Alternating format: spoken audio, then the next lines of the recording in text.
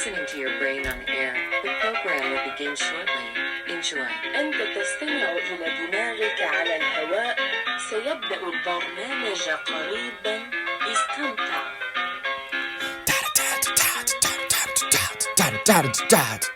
Good afternoon, everyone. Welcome back to Your Brain on Air. I am your host, Ollie Vogt Larson. And did Neil Gaiman sexually assault a woman while his son was in the room? Who cares? Apparently, Neil Gaiman, if you're unfamiliar, this gentleman, he's got quite a repertoire of stories, I guess. And allegedly, he has responded to these salacious allegations. Allegedly, he's been a bit of a naughty boy, as he would term as an Englishman. And quite frankly, these are horrifying allegations, or should I say, allegations, because his last name's Gaiman. It's funny. He says they're unfounded. He says they're not true. There's no solid evidence. Actually, there's evidence that shows the opposite is what he's saying. Quite frankly, people, I don't know that I believe him. I don't know that the mind behind Coraline, is it the Sandman or is it just Sandman? I don't know.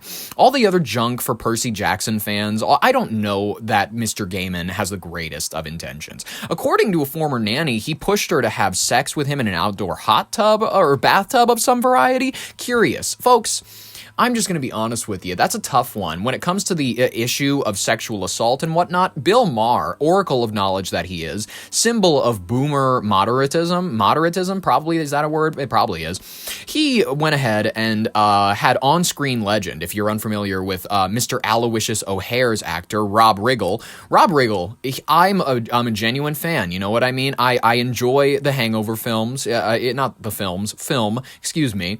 You know, the Right in the Nuts character is funny enough. On his cast pod, he had this gentleman named Rob Riggle, and he went off on Rob Riggle, and you could tell that Rob Riggle, he's just like, I'm just here. I don't understand why you're like yelling at me a little bit. But anyways, he went off on how Al Franken, Minnesotan, classic. If you don't remember Al Franken or his years, I miss Al Franken, quite frankly. He shouldn't have resigned. And I agree with Bill Maher on that. And then he goes on to diss people who believe in cannibalism. He's like, yes, the elite are evil, but and able to do whatever they want. That doesn't mean that they're gonna do it. Bill, he's compromised. He's Hollywood. He's been compromised. He's been paid out. Really, ever since he started his career, he represents the false alternative to the right-left divide. And that when he himself falls into the usual Democratic talking point bullshit of like, oh, Anthony Weiner's laptop, you're crazy if you believe any of that.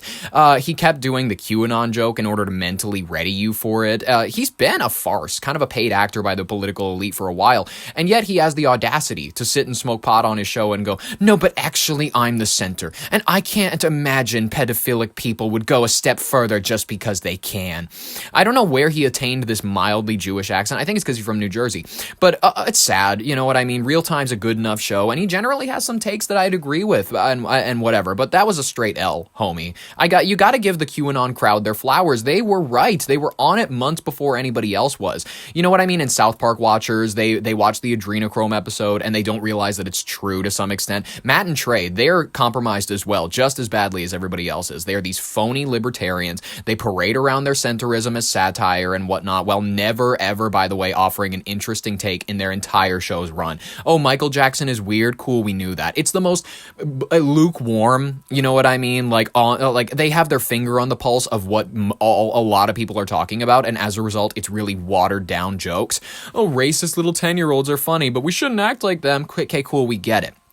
Name one remotely out there take that they've offered that has actually resonated and been interesting that they've put on the show once. I'll wait. They're some of the best predictive programmers in our world that this world maybe has ever had. They readied everyone to go, look, guys, if you believe in elite pedophiles, you must be a QAnon worshipping nut. They shut down the conversation before it even began, and people don't see how clouded their little goy slop world is. People don't want to see it either, or they simply can't because of how their brains in the 90s to 2000s, they were cooked in a stew of like Steve-O, MTV Music Awards, cigarettes in cars with their parents, all this sort of shit. You know, it's this generation of X or millennials, it can be any of them, quite frankly, as I love to term them. They know who they really are, but they're trying to avoid it. Listen, They are willing to fight things only as far as it interests them. They unfortunately are becoming just like their boomer parents. They got a house. It took a while, you know what I mean? It took a while, but they eventually attained a level of comfortability. And now instead of having this rebellious side, this nature that was taught to you as kids by like the Ferris Buellerian figures that you had in your life, you guys are like the boomers now. You'll just turn your eyes and ears away from the facts, the photos of Lady Gaga where she's eating another woman out of a vat of blood, which is in the files, by the way. If they don't want to talk about that, they're literally proving my point. They go, shut up. Bruno Mars isn't a cannibal. I danced to him at my wedding. I'm 46 to 61 years old. My name is whatever, and I hate when people talk about facts. Because if this whole system that I've spent my life working to become a part of, to become an elite just like my boomer parents, or to even be better than my boomer parents, because maybe I grew up and they had nothing, and maybe I'm actually the first person to have comfortability or whatever. If this all goes away, I have nothing. If we address the reality of how mayors of towns have had rape cavalcades, kidnappings, ceremonial altars in their homes, by the way, this is all before they leave the house. For some odd reason, it's the no-go zone for this crew. This gaggle of folks. Some of them don't even have any money to show for it. Some of them literally just like they're stuck at 46 to 61 and they're literally still there's 70-year-olds who are renting. You know what I mean? Like some people, they don't even have a thing to show for it, and for some reason they still want to stand up for the old systems. For some reason they still want to go like, no, actually you're crazy if you believe any of this. Some of them are cool. I'm not going to say that this is all millennials and Gen X. It's not. Some of them are cool. Some of them question Israel and stuff, but most will look at you. They'll look at you in the eyes and they'll say, are you some conspiracy theorist or something, man? And they'll do like a, hey, from Michael Jackson, whoo, and they'll go, and mother always told me. And then you'll do like, can we like talk about something real? Can we I can show you photos. You start handing them printouts of emails and things like that. You start handing them printouts of people. They're asking for paintings called The Slaughter of the Innocent. It's where it's in the email it says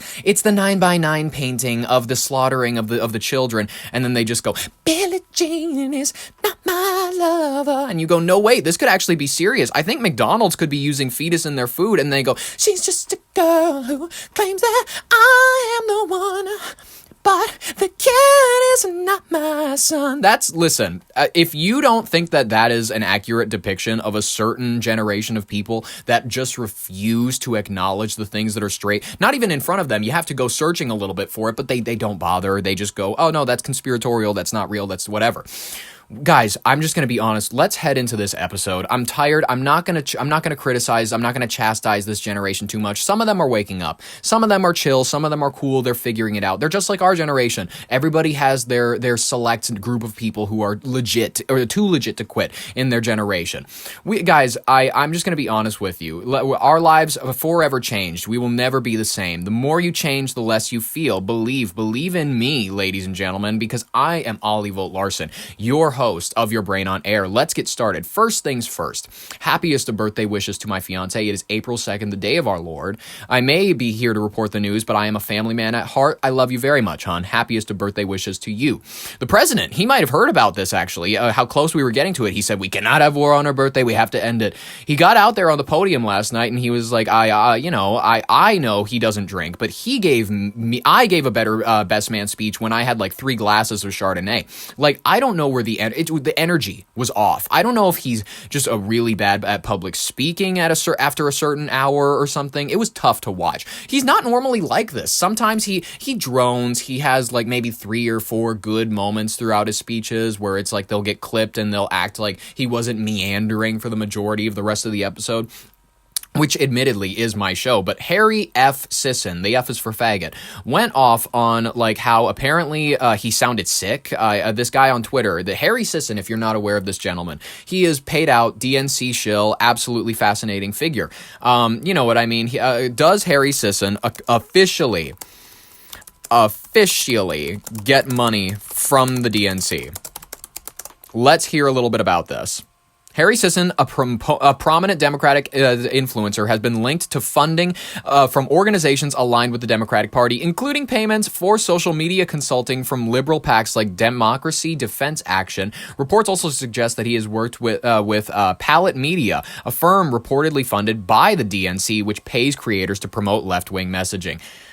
DNC shill, what was I talking about, ladies and gentlemen? This is just facts, and if he doesn't like it, you know what I mean? I'm just gonna be honest with you. He went off, he was like, Donald Trump sounded sick. He sounded sick or something, and I was like, oh, about as sick as those girls who choke on your cock when you were cheating on your girlfriend, Harry? That kind of sick? Where the throat is just red, itchy from all that liberal dick of yours. Your best moment, by the way, was getting shat on by the plane, even though it was AI, it was an AI video, and then also shaking hands with what was left of Joe Biden a few years back. That was a pretty interesting one. Oh yeah, and then when you had a collab with No Drama Obama, you couldn't keep the camera still to save your goddamn life, you fanboy. It's so obvious that you're just an absolute fucking shill. You're an absolute, you obsess over the figures. It's pathetic. I promise. Oh, listen, ladies and gentlemen.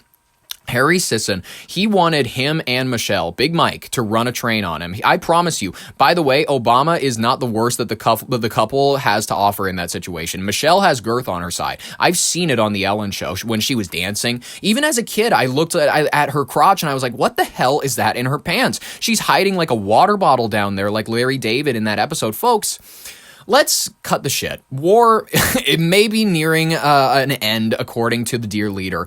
Let's begin, folks, this Thursday, down the road of news, traveling in our fried-out combi on our hippie trailhead full of zombie. Hopefully, we will meet a strange lady. She'll probably make us nervous. She will then proceed to take us in and give us breakfast.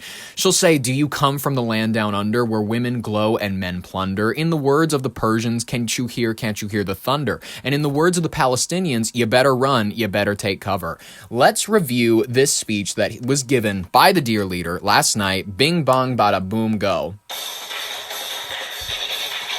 President Trump took to the airwaves, I love this term, Wednesday night for a 19-minute primetime address declaring that the month-long war in Iran is a spectacular success that is nearing completion. Speaking from the cross hall of the White House, the president struck a tone of mission accomplished. I love that we're doing mission accomplished part 2, asserting that the United States military has eviscerated, the Iranian regime's core capabilities in just 32 days of fighting. While he acknowledged the global economic jitters, I love this term, and the spike in domestic gas prices, he also urged the American public to show a little more patience, framing the conflict as brilliant, and I love this, have a little bit more patience with me, all right? I can't get everything done in a day. A necessary investment to secure the future for generations. Very, very curious. The president's endgame strategy appears to hinge on a total withdrawal within the next 2 to 3 weeks. Though he offered a few specifics on how the exit strategy would be coordinated in a notable shift, he downplayed the importance of Iran's remaining stockpiles of highly enriched uranium, dismissing them as too deeply buried to be a viable threat, stating that the United States would simply monitor the sites via satellite. The satellite can't pierce the ground, dipshit. If we see them making a move, we'll hit them with missiles very hard again. I mean, it would have been better if you said every missile we got. Trump warned, signaling that the move toward a long-distance containment strategy would be the case that we're heading down, rather than a prolonged ground operation. I doubt this. Let's take a look at KOAA. Capitol Watch for the first time Go. since the start of the war. President Donald Trump shared a live update last night. So let's go live to Scripps News Group's national correspondent, Joe St. George. Joe, what did we learn from Trump's Iran address? Oh my God. I don't know if we The learned delay. a ton new. I think the best way to categorize it would be an operational update. The president reiterated a lot of what he's previously told reporters in a question and answer session, as well as previous social media posts. So if you're wondering, well, what's the point? Well, the point was it was a different audience. Your audience at 9 p.m. on a weeknight is very different than the crowd that he's been reaching on Truth Social and through question and answer sessions that are short snippets are carried on news programs like this, but not everybody watches the news, right? He reached millions of people last night expecting to tune into their favorite primetime show. So it's an important audience. It was an important moment for the president. He stressed that the war was nearing its completion, and it's an important but, it's not over yet. In fact, he gave a 2 to 3 week timeline here. Such a military-focused community in Colorado Springs. Is this the 4th or 5th 2-week extension that we've been given? This, by the way, is how I used to run out the clock on my teachers. I used to run out the clock on my teachers hard. I'd be like, look, I can get this to you Monday. It was like, I used to negotiate with my teachers like I was negotiating with the landlord, and I was one missed payment from eviction. I was serious. I was a masterful, by the way, straight C student, and I'm very proud of it, deeply. I was an overachiever at underachieving. What I'm trying to say, I don't encourage this behavior for everybody, but do it if school does not work for you. I watched Rob Reiner's Misery one time, and they, for some reason, said they were like, Paul Sheldon, as a writer, he was like a mid-tier high school student. And admittedly, some of the greatest geniuses out there had never went to high school. This is one of the biggest things that losers like me will tell you to justify the fact that we didn't go to college.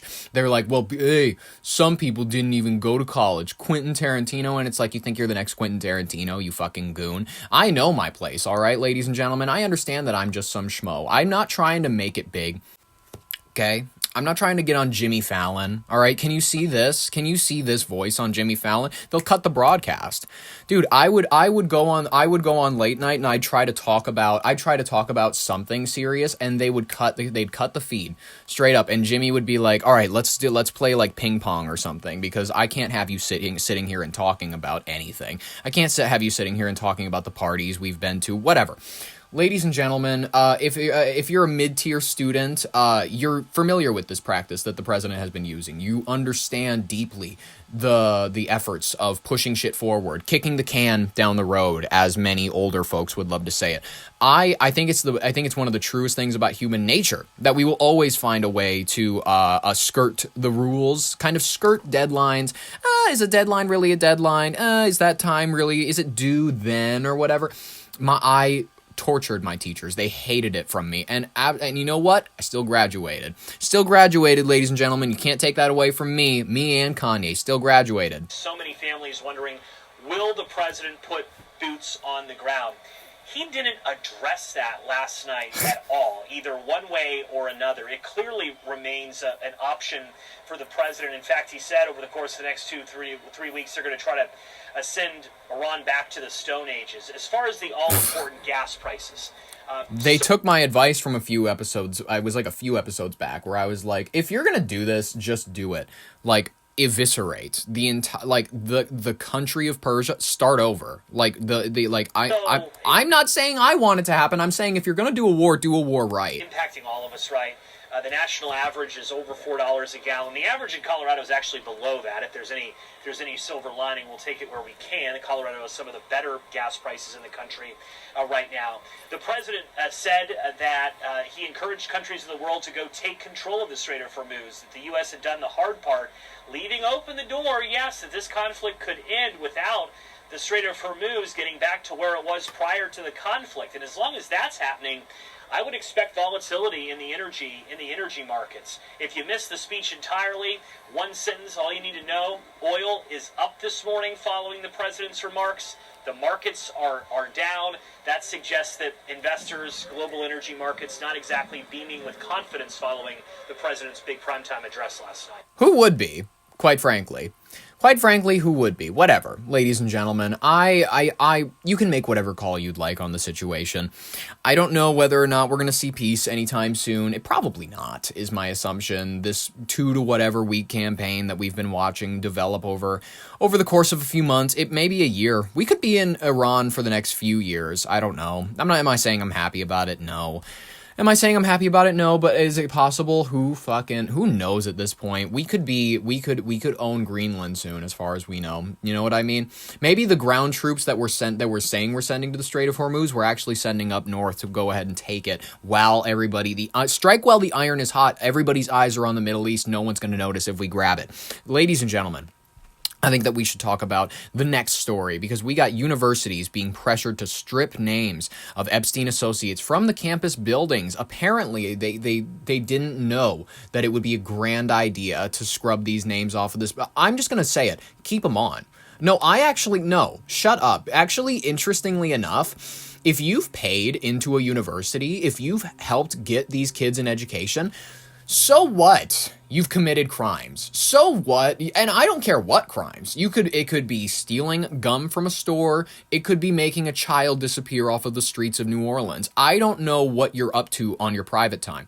But if you donate to MIT, if you give a check every now and then, Your name can go on a building. Why not? It's what the Sacklers do.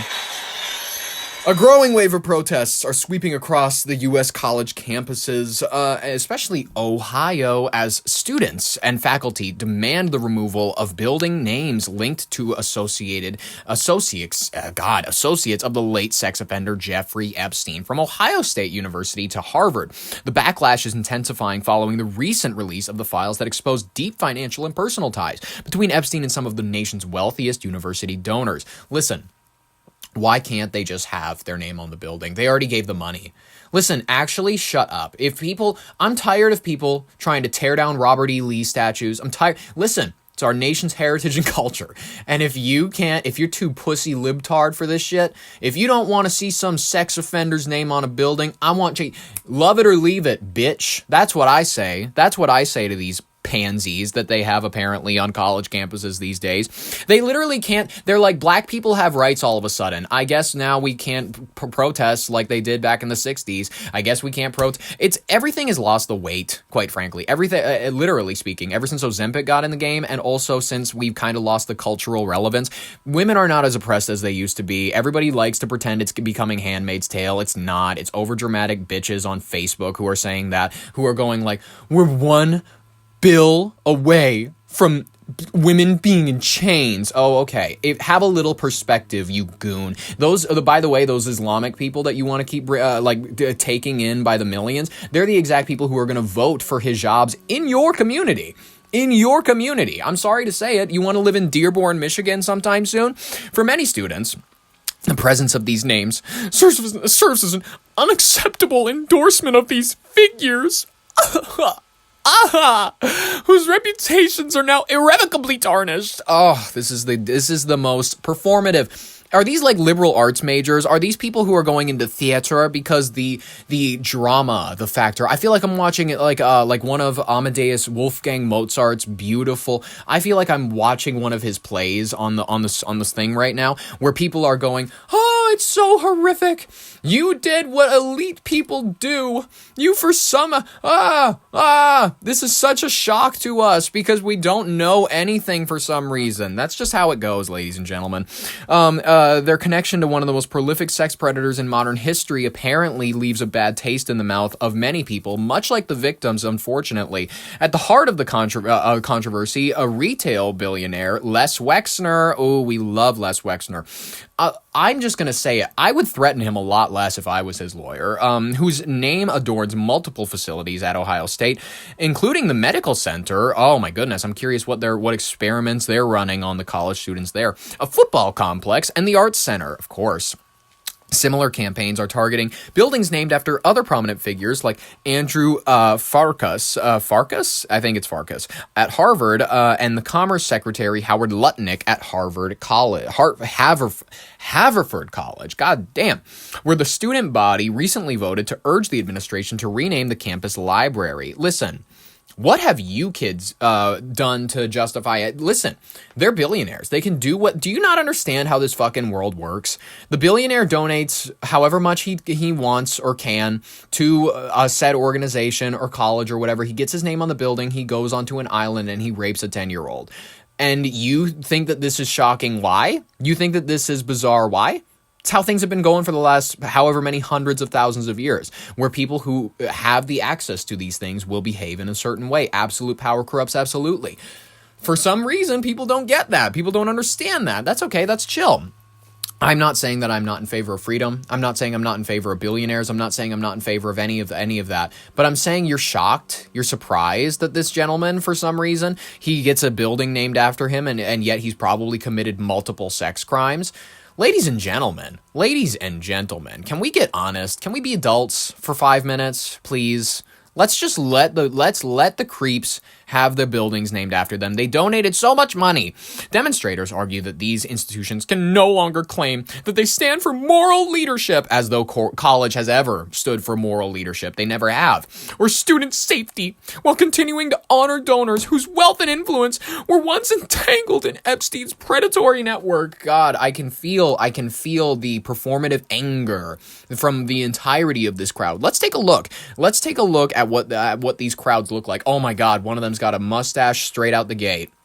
A group of The Ohio State University alumni, some medical professionals, and others are pushing for the university to remove billionaire Les Wexner's name from the many buildings and signs across its campus. At issue is Wexner's well-documented association with the late sexual predator Jeffrey Epstein.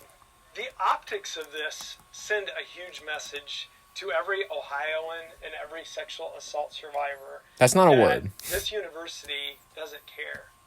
Sexually assault is a word. I meant that Ohioan. That's not a real word for sure. It is a real word, but they made it up. Survivors complain that the university's current board is stacked with Wexner's supporters, including his longtime personal attorney and the daughter of his business partner. These are the two people that decide whether to take this guy's name off their buildings. Wexner, his wife, and their charities have given Ohio State over $200 million. He's such a generous, kind man. Let him keep the Wexner Medical Center. And he has not been charged with any crime in connection with Epstein.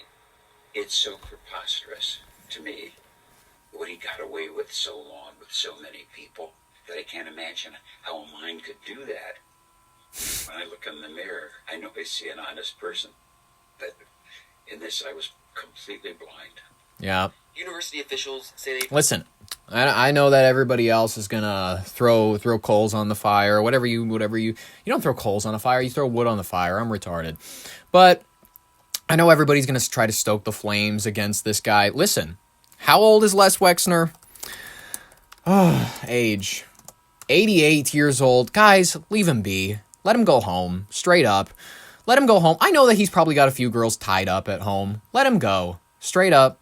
He's earned it. He's earned the free ride. He's got so much money. What are we supposed to do? Received formal denaming requests that are under review, but the process mostly takes place outside public view and with no set timeline. We have a well-established process, as the university has said before, and I think the process is thorough, fair, and open. We got Rami. What is his name? Ravi Bellamconda. Oh, the Ohio State University president, man. He looks like a curious figure. And I will promise you that we will give each request a full consideration. Wexner's name also sits on a building at Harvard's Kennedy School, where groups of students and faculty are also seeking to remove it. These strong institutions can set an example. They're not strong institutions. If you think that Harvard is anything meaningful at this point, what are you doing? You overvalue education because you've never actually attained it. That's exactly the situation. Or what that repair may look like. Renaming advocates say Wexner's close ties with Epstein should be enough to remove his name from buildings.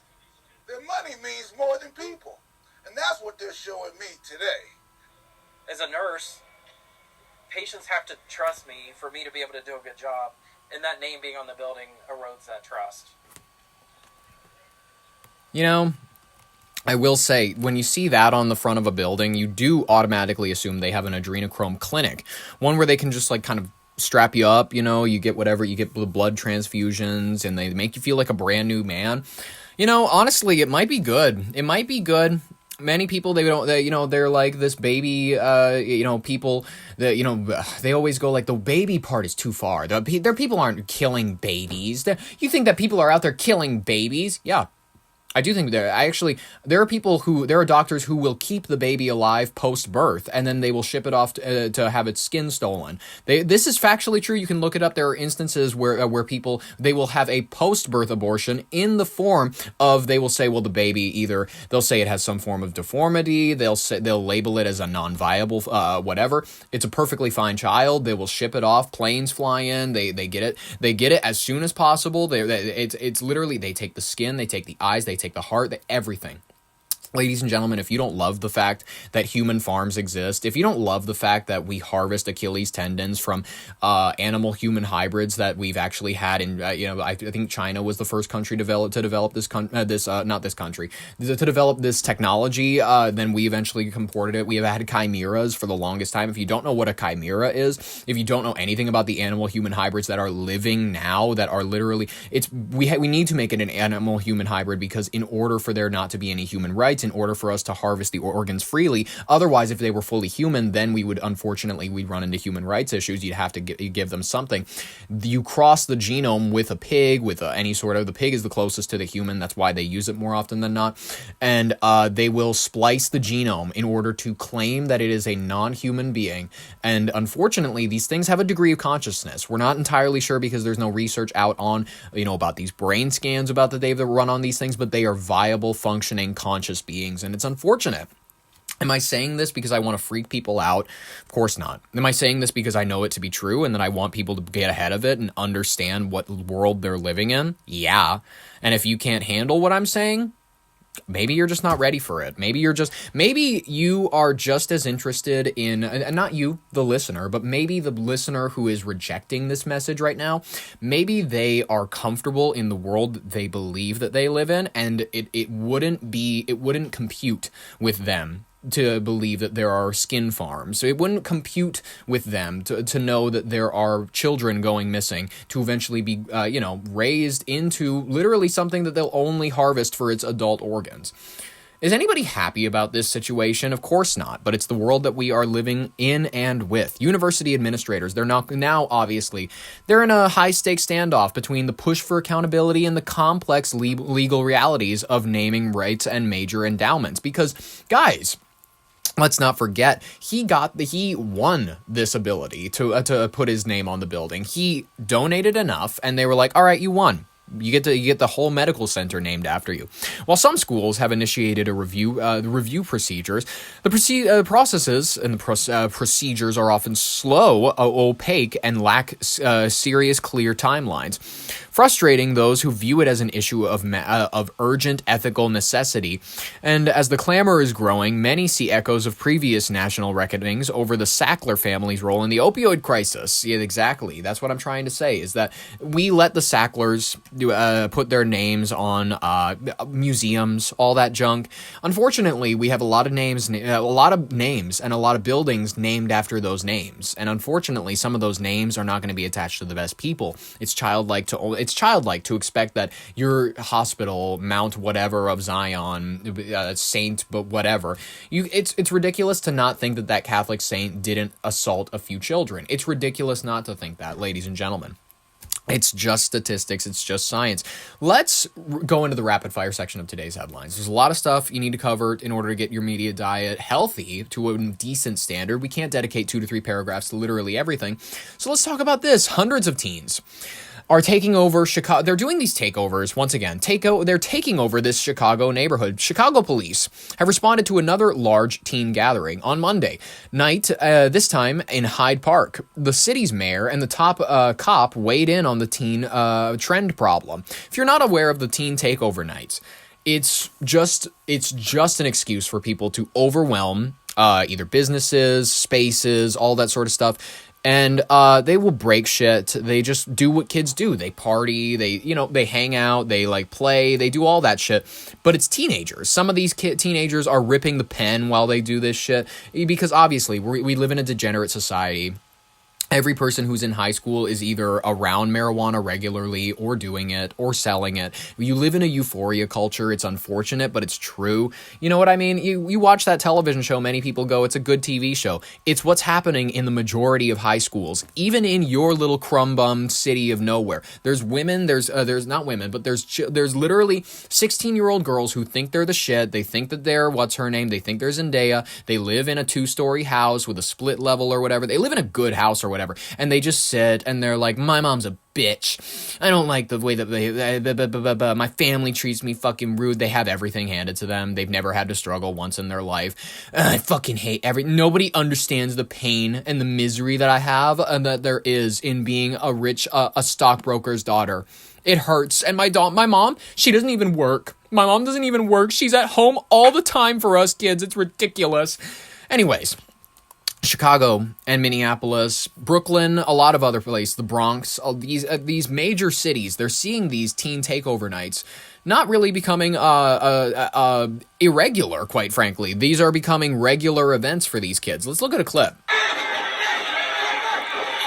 holy fuck, you got monkeys, literally monkeys, jumping up and down on, there's a line of cars on the street, parked in a line, obviously, because it looks like a residential neighborhood, and there's these monkeys, these two little teenage boys, and maybe not even teenagers, they look like they could be any age at this point. You watch them, and they're running across the hoods of cars, stomping on the glass parts, stomping on the top of the car, and then jumping to the next car. They are temple running. They are not temple run. They're subway surfing these cars, and they are causing immense damage. You can hear the honks. You can hear the sirens going off.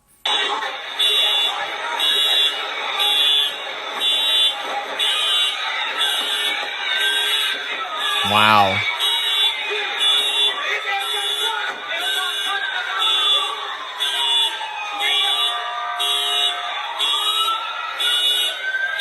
Man. It's just kids running from the police. And it's white and black kids. Mostly black kids, but there's some white kids mixed in there. Wow. That looks like a fun time. Oh, some bitch just tripped. This is crazy.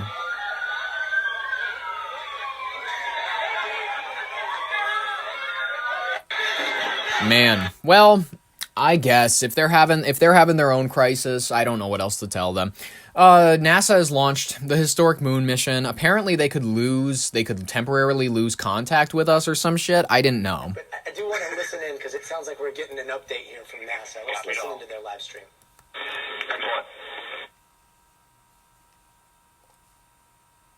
Hello? You gonna say anything? This is Mission Control Houston, though the solutions that were applied to regain the communications from integrity is not known which one worked. We do know that we are receiving data.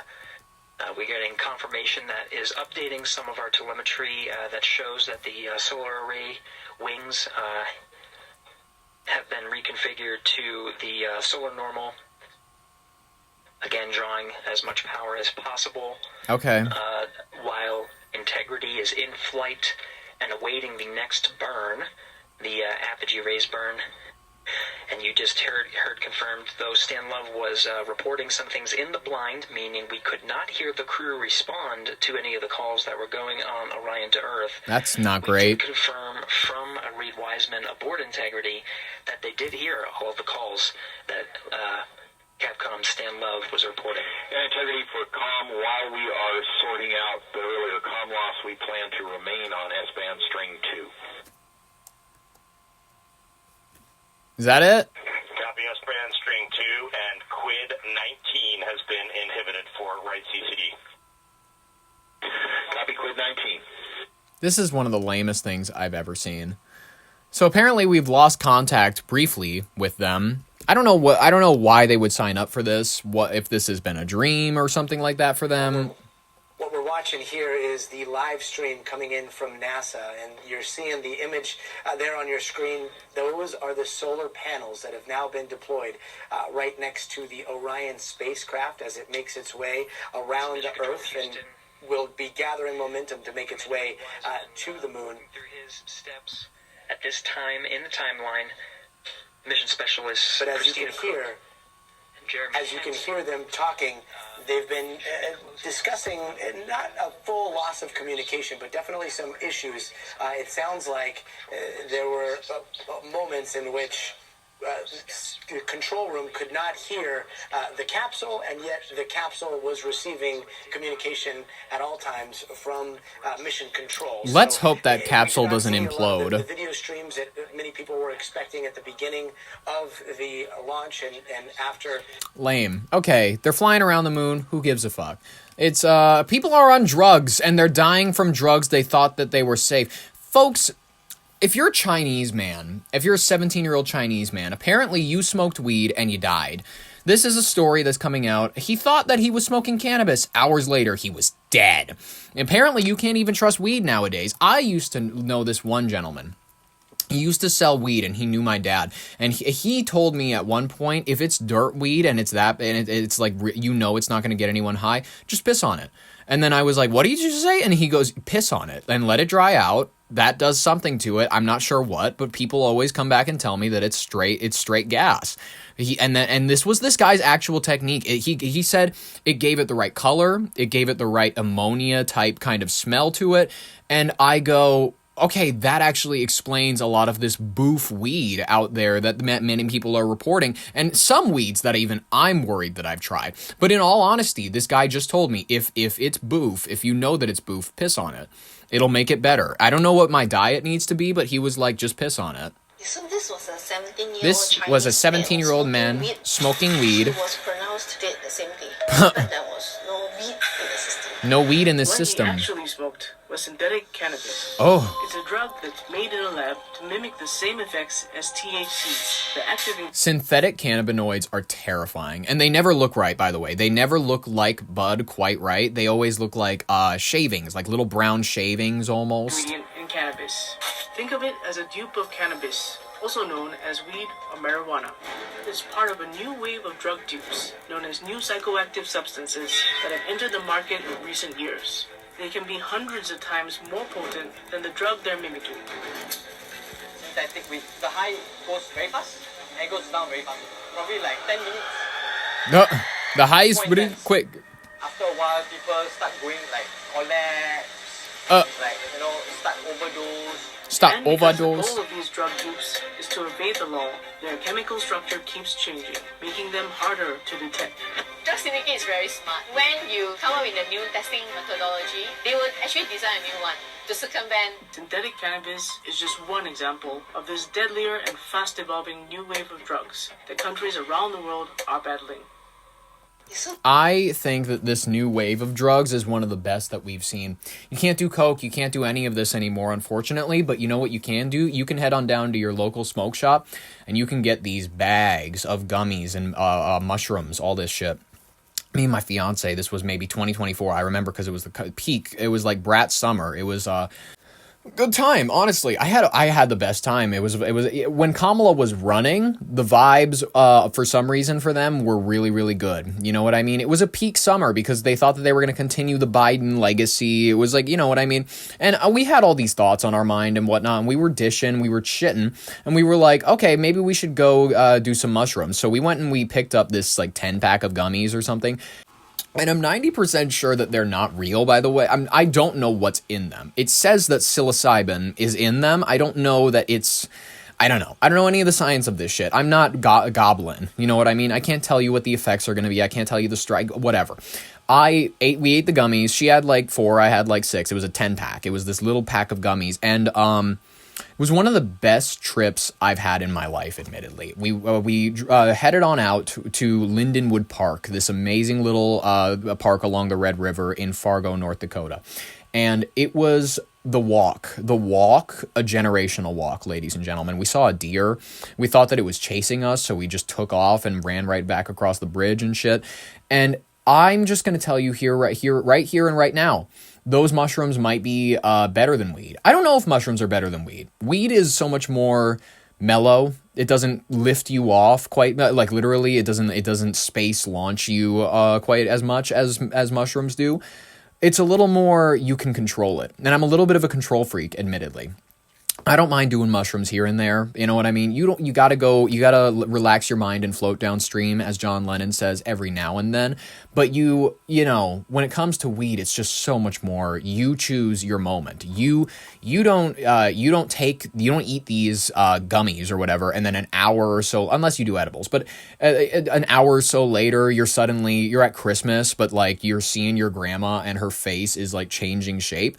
That is not ideal to me. I'd rather go, okay, guys, we're about to start dinner. I'm gonna go out to the car really quick, rip the yart or rip whatever, because you don't want to stink. You know what I mean? You don't bring the actual weed. You smoke the actual bud at home, and then when you head out for the party, if you don't have a yart, then you can bring the bud. But otherwise, you always bring the yart because it's scent wise. Many people just aren't used to the weed smell yet, and it's unfortunate, but we'll get there eventually. It'll be like the smell of cigarettes back in the 60s. I'm really looking forward to that. But let's talk about something else. Why not? Dozens of homemade pipe bombs found in suspect's home in New York, police are saying. What? To the New York man charged with using weapons of mass destruction after federal agents say they found more than 24 pipe bombs in his home.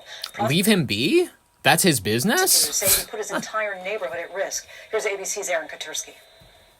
Tonight, prosecutors say this is the man accused of terrorizing his neighborhood north of New York City for weeks with homemade pipe bombs. Video obtained by WABC showing a man tossing an apparent explosive. Police said they found more than 24 in the suspect's apartment. Federal agents descending on Raymond Elder's home in White Plains after neighbors reported hearing loud explosions early Monday morning. Boom! And the second one went off. That's when the window shook. When officers arrived, they said they smelled an acrid burning odor and found Elders with a lighter, and his hands were darkened by a bluish-black chemical residue. Bro. This improvised explosive device made from a piece of PVC piping with a protruding fuse. One woman who lives near Elders told police she heard 10 loud booms in the last month. And Elders' roommate pointed investigators to a purple suitcase that they said contained supplies for making bombs, including tubing and wiring, wicks, and chemicals. Authorities searched the residence. They said they found approximately 25 improvised explosive devices in various locations throughout the apartment. Wow. The suspect's being held tonight, Lindsay, on charges of using weapons of mass destruction. Prosecutors said he put his entire community at risk. Though so far, they've pointed to no specific motive. How about it's his right? How about we stop telling people when and where they can carry pipe bombs? Trump mercilessly berates France's Emmanuel Macron and his wife, who, quote-unquote, treats him very badly. Solid take. Agreed, I guess? Like, our allies. We've had some very good allies over there. We've had some very bad allies in NATO. I hope you're all watching that, Scott, because we had some asks, and, you know, we spend trillions of dollars on NATO, and when we need them, which we never do, we didn't need them here either. To be honest, I was really asking because I wanted to see what they do. We didn't need them. We blasted the hell out of them, out of Iran, and the last thing I needed was NATO stepping in our way, because they're a paper tiger. But, so we didn't need them, but he's not wrong about the paper tiger accusation. In a weird way, that's what NATO has been ever since the fall of, I'm not going to say the USSR, they haven't been useful since effectively 1945. I asked anyway, and they probably think I'm the worst salesman ever. I was the worst. They would have much preferred Franklin Graham or somebody that's a good salesman than Trump, because I'd say we'd love to have some help. Oh, President, I'm not sure that we can. Oh, that's okay. You don't want to do it? Well, if we. Oh, that's okay. You don't have to do it. So he gets off, probably says, man, that was easier than I thought. Then I call up France, Macron. Whose wife treats him extremely badly. And it's true. He's still recovering from the right to the jaw. And I say, Emmanuel, we'd love to have some help in the Gulf, even though we're setting records and knocking out bad people and knocking out ballistic missiles. We'd love to have some help. If you could you please send ships immediately? No. We cannot do that, Donald. We can do that after the war is won. They said, no, I don't need after the war is won, Emmanuel. Many of them said, we'll be there after the war is completed. And so I learned about NATO. NATO won't be there if we ever have the big one. You know what I mean by the big one. We ever have the big one, hopefully we won't. Relationships very good with the big one, better than with NATO. But they won't be there. And we spend billions. You know, some of his critiques of NATO are not unjustified. Some of them aren't. Admittedly, our premiums that we were paying were ridiculous. I'm glad that people are paying their fair share now. Whatever. Doctor accused of loving his wife too much. I'm sorry, never mind. Attempted murder on her is taking a stand. This young man, I've defended him before, saying that this is cuteness aggression. He loved his wife so much, and he didn't know what to do with her, so he was like, I'm gonna bash your head in. And some men, that's just how they are. Men, in many ways, are more emotional than women ever could hope to be. They just express it in a different way, in an unappreciable way by many women. You do solemnly swear or affirm that the testimony you're about to give will be the truth, the whole truth, and nothing but the truth. This morning, the Hawaii... A doctor testifying in his own defense, accused of trying to kill his wife Ariel on a birthday hike, breaking down on the stand, saying he only acted in self-defense. How fast was this all happening? Pretty fast? Pretty fast. Prosecutors say there he tried pushing her off a cliff, then tried injecting her with a syringe, and then repeatedly bashed her head with Where's the syringe? the jagged rock. But he says she attacked him first when he confronted her about an affair. And I believe him. remember kind of staying at the edge there and looking over the edge. I felt like a shove, and I was almost pushed over the edge. He claims she hit him with the rock, and then he hit her with it twice to free himself. When two hikers saw them, she shouted he was trying to kill her. Hey, by the way, I've seen some women, they have rape arms. They have arms that could hold people down. And I'm not saying that she looks like, you know, fucking, what's her name, Ronda Rousey, but she for sure looks like she could put up a fight. Did you ever plan on hurting her that day? No. Did you ever want to hurt her that day? No. No. He's an innocent man. Reacted to defend yourself in the heat of that moment. You said yes? Yes. He's an innocent man. Let him go. Bad about it. Yes. He says in that state he felt suicidal and called his son Emil to say goodbye. He saved my life that day. I put him in this position. Oh my god, you where he's pathetic now, piece where of shit. He thinks I tried to kill her. Earlier this week, Emil claimed on that call his father confessed that he would not be making it back to Maui and to take good care of the younger kids, and that Ari, my stepmom, had been cheating on him, and that he tried to kill her. Dr. Koenig claims his son must have misunderstood him. I was like talking to him about like saying goodbye and she had an affair and those things, but then I was also kind of like talking to myself and I think I was saying to myself, like, she said I tried to kill her. She said I tried to kill her. Now, when court resumes later today, Dr. Koenig faces cross-examination from the prosecution, and then after that, it is possible today the trial could move to closing arguments. Guys. All right, Trevor. I'll keep you posted on this, folks, because free him. Gerhard, I don't remember his name. Gerhard Koenig. Free Gerhard Koenig. Unfortunately, there are too many temptresses. There are too many aphroditical figures that, unfortunately, they need a good clunkin' with a rock when they try to push you off a cliff, I guess. Folks, this is a story of love. This is a story of unity, and one that this country needs to hear in a moment of division, quite frankly, because let's move on to our final story. Why don't we? It is a moment of division because there's a lot of things going on, whether you're right or left, if you still believe in the bullshit, if you still believe in the idea that any of them are any less guilty than all of them are. You know, it's not just Republican congressmen that are going to Disney World and shit, you know what I mean? It's like we have Democrats going on vacation because this is their paid leave time. You know what I mean? In Vegas and type shit. I'm just trying to be really honest with you. If you're looking at this time and you're thinking we need a story of unity, I'm just going to say it. Hawaiian doctor tries to smash his wife's head in with a rock because she allegedly tried to shove him off a cliff after he confronted her about an affair she was having. By the way, is nobody going to talk about the fact that she was allegedly having an affair? I don't know. This is curious, ladies and gentlemen. That's probably the closest we're going to get to a heartwarming story in a while. Let's move on to something that's a little more heart-chilling. Epstein survivors are suing the DOJ and Google over the release of private information. Interesting. I'm going to say it. We should keep it up. We should keep it up unredacted because I'm just going to... it's unfortunate. People are going to say you got to blur the victims. I agree. Sure, some instances you got to blur the victims. In most instances, I have no issue with how they were releasing these files. Even if they did expose former victims' identities or whatever, identification, all that bullshit. It's unfortunate, but it's all in the matter of transparency. And apparently, listen, if you want this gentleman to have any form of justice, we got to comb over your life a little bit too.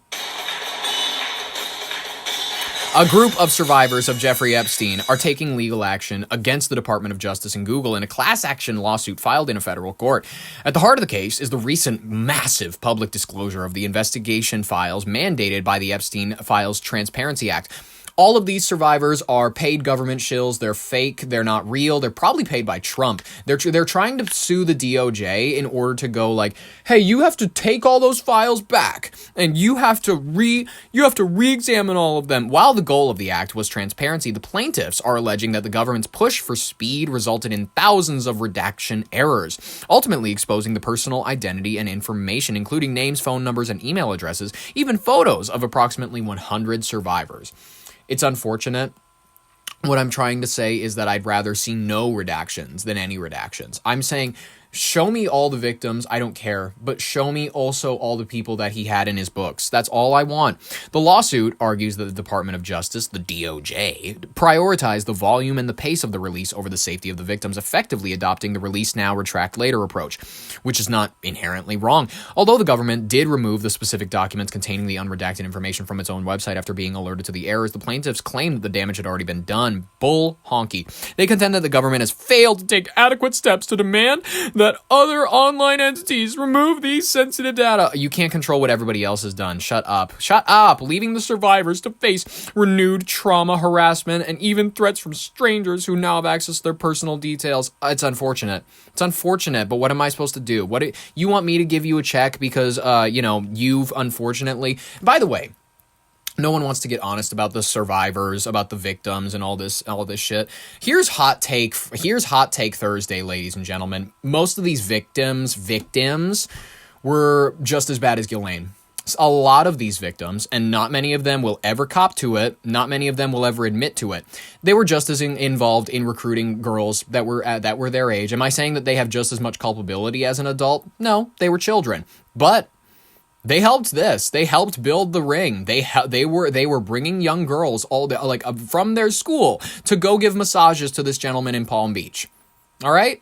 And if you don't want to be honest about that, if you don't want to say some of these victims are a little more on the side of, this is that one girl from Smallville in the Nixium cult. You know what I mean? This is is it Anthony Mack? Who is Smallville actress cult? Allison Mack, there we go. Yes, she was involved in the Nixium shit. A lot more of these victims than people want to admit are along the lines of Allison Mack. I'm not saying that all of them are. I'm saying actually not very many of them are, but a lot of them are. And it's unfortunate. Furthermore, the suit targets Google for its role in keeping this information accessible. Shut up. According to the complaint, Google has continued to index, cache, and republish unredacted documents. Good.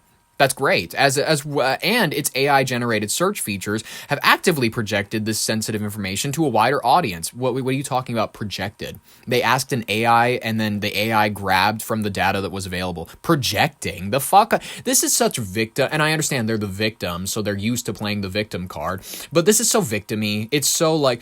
I can't get over. It's re-traumatizing me. Show me one pipe bomb that's been thrown at your apartment building before you start to throw out an allegation, all right? I don't want to hear anything about emotional damage from you, all right? Like that one racist guy. He's Asian, but he's racist against his own people. I love his accent because the only joke is that he speaks like a Chinese guy. If you don't know who I'm talking about, he's canceled by his own people. It's unfortunate for him, but admittedly, none of his jokes were funny. Furthermore, they're targeting Google because they're like, your AI is telling people things. The survivors are arguing that despite the receiving direct pleas to de-index or block access to this content, Google has refused to do so, demonstrating a reckless disregard for their well-being, as though your well-being is the only thing that matters. You didn't care much about other girls' well-being when you were bringing them to Epstein for $400. Like, oh, I know this one guy in Palm Beach. If you give him a massage, you don't tell him the part where he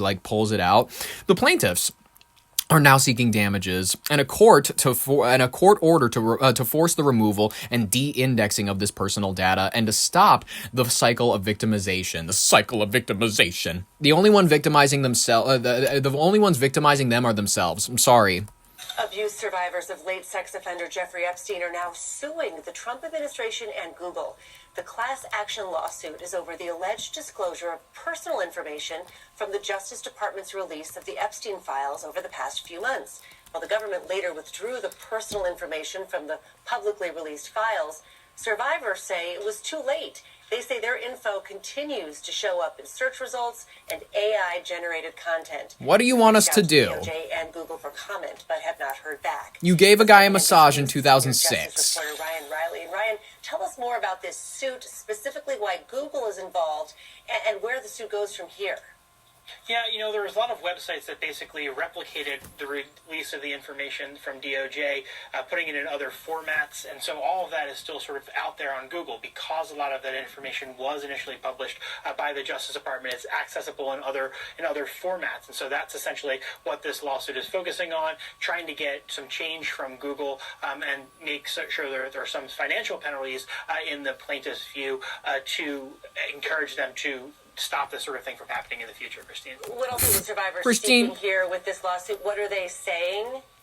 Yeah, we have a statement, part of the lawsuit here that says that the victims here were suffering from renewed trauma, and that strangers call them, they email them, they threaten their physical safety and accuse them of conspiring with Epstein when they are in reality Epstein's victims. And so, excuse you, if some of the emails are revealing the fact that some of you were a little more involved than you'd like to pretend, what do you want us to do? If you had involvement with him, if you brought some other girls, like you were 14 or you were 16 or however old, and you brought a bunch of other girls to that Palm Beach mansion, that's you, man. That's your behavior. I don't know what else you want. They're like facing renewed trauma. Strangers call them and are accusing them of being conspiring with Epstein when in reality, some of you probably were. Arguing here is that because this information continues to be published online, this is causing them additional stress and trauma. And, obviously the Justice Department faced a lot of criticism for their handling of the release of the Epstein files. And the Justice Department contended that it was sort of an unrealistic deadline that they had to meet up with what Congress had mandated they do, which is release all of these Epstein files. They had hundreds of attorneys working on it, but obviously a lot of information ended up getting out there. The Justice Department did try to get some of that and pull some of that back after it was released, but the consequences of that information being released in the first place are pretty far-reaching here. Blee blee blah blee blee blee. Folks, in the words of the wise and the late, no, he's still alive, Billy Corgan, time is never time at all. You can never ever leave without leaving a piece of youth. And our lives are forever changed. We will never be the same. The more you change, the less you feel, ladies and gentlemen. And I'm sure that's the case for many of these Epstein survivors. They left a piece of their youth, they're changed forever, and they don't love it, so they got to get a little bit of money while they can. I understand it. Am I saying that's all the victims? Of course not. I'm saying it's some of them. Ladies and gentlemen, if you can't handle my common sense, I don't know what else to say except for I appreciate you staying this long. This has been legit. Too legit to quit. Thank you very much for the view. I appreciate your time. I must admit, Friday, regrettably, this will be our final broadcast for the week.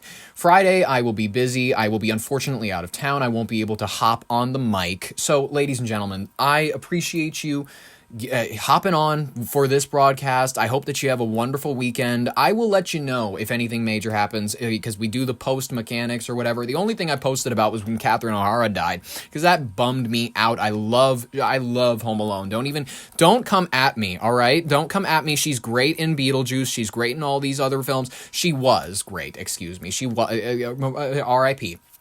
Ladies and gentlemen, subscribe if you want more information, like if Catherine O'Hara dies again, like if you liked it, ring the bell for notifications. In the meantime, I have been Ollie Vogt Larson with Your Brain on Air. I will catch you all next week, Monday through Friday. I have nothing really to do next week, so I have no excuse but to complete out the week of broadcast. But in the meantime, ladies and gentlemen, this has been Ollie Vogt Larson with Your Brain on Air. Thank you so very much for listening. I will catch you in next week's broadcast, and bye-bye.